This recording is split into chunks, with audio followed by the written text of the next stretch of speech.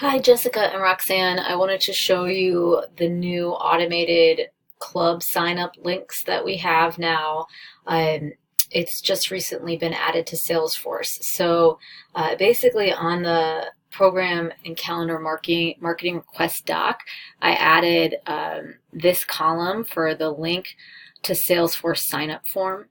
And so moving forward, the program managers are going to be populating a link here, and we'd like to use this link to be included in the signups for the sign up emails for the different events for the families. It's being tweaked a little bit. We're going to change the spacing a little bit, but basically, this is going to take the place of the SurveyMonkey form for the families, and families will just sign up this way. They'll enter their email, and then it'll move them through the sign up process. So I think I could show you. Let me see.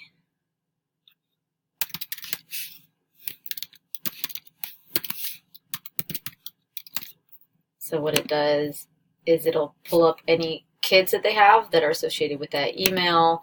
If there's more than one, they'll see multiple. And then it automatically populates all their information. They can edit it as needed. Needs, breaks, whatever their accommodations are. And then it has built-in media waiver and permission slip. So we don't have to collect those anymore at the events. And then the coolest thing is that once someone signs up on this form, all the information is in Salesforce. So this is like the club where the program manager is setting all the criteria, and then you can see that that student I just signed up. This is my test record, Mopey. That her class has automatically been created here in Salesforce for the jewelry making club with Desiree. And so we'll be able to run all of our rosters and reports about club signups right in